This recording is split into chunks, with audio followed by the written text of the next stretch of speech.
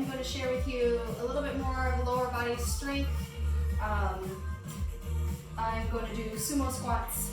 Mind you, I've already done some dynamic work as far as warmed up with the bands. So I have both those videos. If you haven't warmed up, please feel free to go to that. There's a banded leg exercise to warm you up, and then also a dynamic warm up. Both of those will ensure that your hips, butt, and ab area is ready to go. Remember, it's super important to dynamically warm up, prevents injury, and if you're anything like me right now, I don't want any injuries, so I warm up every time. I'm going to do a sumo squat. I'm going to show you with a bench. This is a low bench. This gets me right below knee level. So for many people that's safe, and being that you may be working out at home and you don't have a trainer to guide you, it's sometimes smart to do a box squat to a surface. So that could be a chair, a bench like what I have, sometimes a weight bench. Sometimes it's a little higher, but still, for some of us, it's better to squat to a bench than to try to squat on our own. And that could be based on knee or back impingements, okay? So I'm gonna do a sumo squat. Sumo squat is right outside your hips. You should not do a sumo squat, one, if you've never done one, two, also if you cannot keep your knees facing the same direction as your toes. That's for safety issues based on you don't want too much torque on your knees. So this is a little bit wider than my hips. My toes and my knees are able to go to the same diagonal direction, so I know that this is a safe sumo position for me. Roll my shoulders back, pull the kettlebell into me. Now this is my weight. You don't have to worry about if you have a 10-pound weight or more or less, right? So this is just relative to mine. Roll my shoulders back, nice strong arms. I am breaking the bar, which if you can see my elbows and the difference in those, turning in because I'm actively trying to break the bar to control the weight rather than letting the weight control me. Enough explaining. I'm gonna stand up and sit down and control the down. Up and down. I am pausing at the bench for a second to feel it. I'm not sitting and relaxing, right? So it's an active, tall chest. So you can choose to do this if you're challenged with weights for a minute to a minute and a half to get a lot of reps in. You can also, if you do have a lot of weight, work in the strength area. So 8 to 10 reps. Or I'm gonna do a little bit more volume today because this is medium weight for me. So I'm gonna do about 15 reps, all right? So at home, you can kind of challenge where you're at based on what weight you have or not. So chest is up, I'm pushing through my heels, pressing out through my knees when I come up, pressing out when I go down, so they're not in like this at any point. Pushing down and up. Last one for me-ish, and rest. So typically, when I'm doing strength, I focus on my first exercise being 3 to 4 sets of that, depending on where I'm at, with the reps that I'm asking my body to do. I do about 30 seconds rest, and then I go back into it. I try to hydrate in between.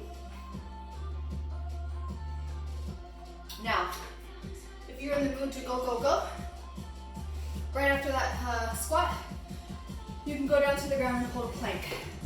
So if the break isn't for you, some of my clients like breaks, some do not.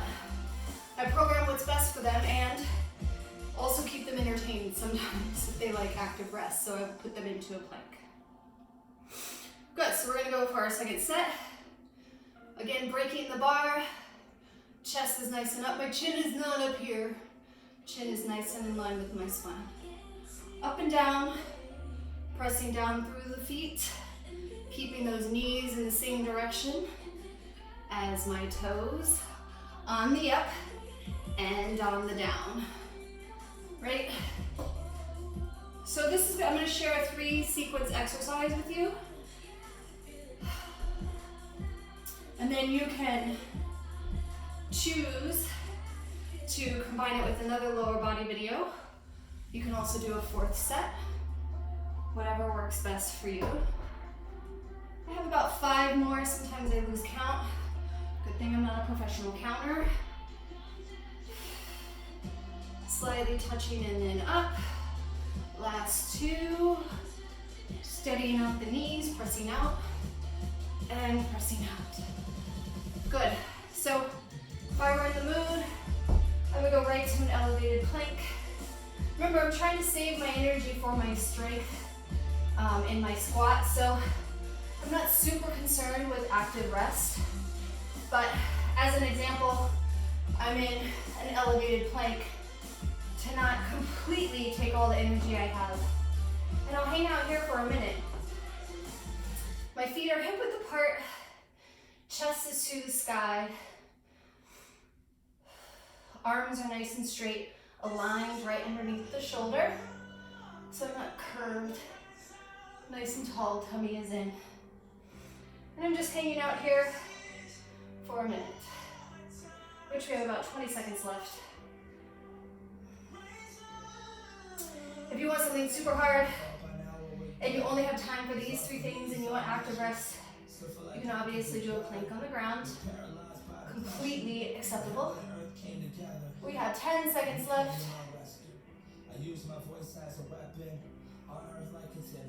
Pulling in the tummy. 4, 3, 2, and 1. Come out of that plank nice and easy.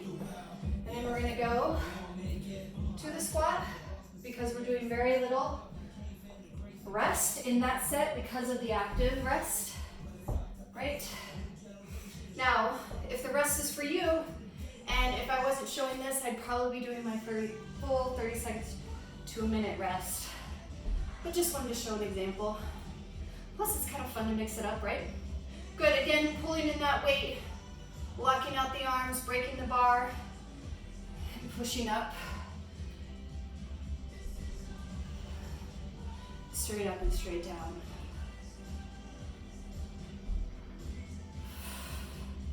Try to breathe in the pause at the top. Nice tight tummy, which is why that plank is good in the middle because it reminds you of that.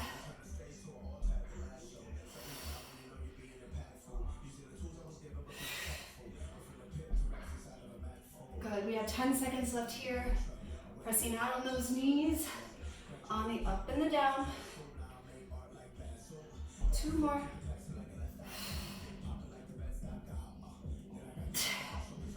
And rest.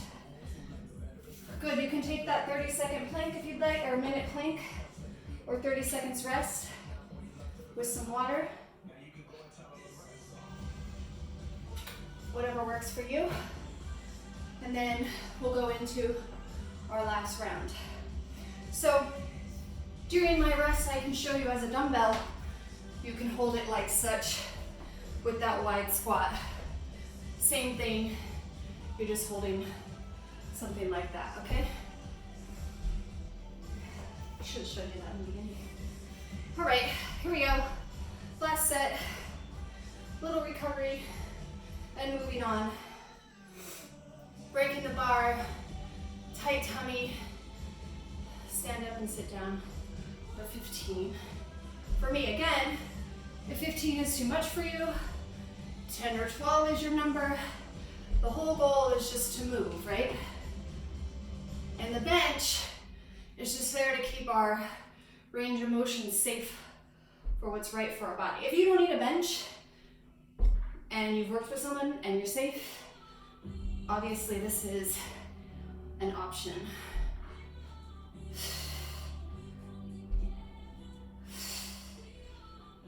Wide sumo legs are one of my favorite because it gets all those bathing suit areas. And let's be real, bathing suits were made for mannequins, not for humans. We have 5 more-ish. That's 1.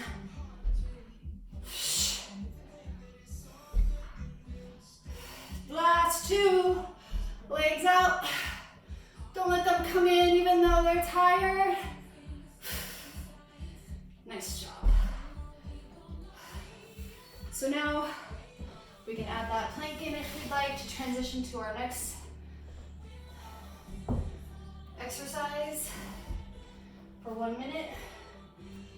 I'm doing elevated again because I need to save that energy for my next. Not to mention, if it's an active plank, meaning I'm pushing back through my heels, squeezing my front thighs, chest is like a rocket launcher, and my abs are in. Doesn't matter what kind of plank you do, whether it's elevated, on the ground, it all works. One is just a little less energy expending. And because I'm doing strength, that's what I am going for.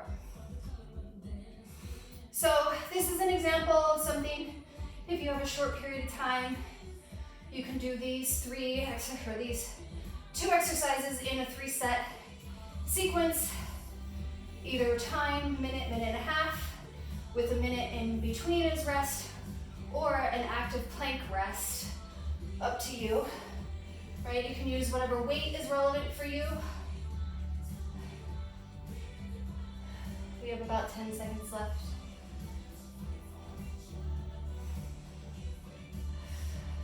After this, you can combine it with something else that I have taped or stretch. Come out of the plank safely. Good, so this is good with lunges, any of my challenges on the lower body, such as the jump squat one or the get down, get ups. But that's just a small sequence that if you just need a little and you only have a few minutes, like 12 minutes, that's a good example of a 12-minute, 2-set, 3 rounds that will get your blood moving. Just be sure to warm up before, especially if you're using heavy weights. Hope this is helpful. If it is, please subscribe, share, like, tell me whatever else you'd like to see, especially if you are somebody that's never worked with me before, something you may need help with. If I can't guide you, I have tons of colleagues in the profession that can. Thanks so much.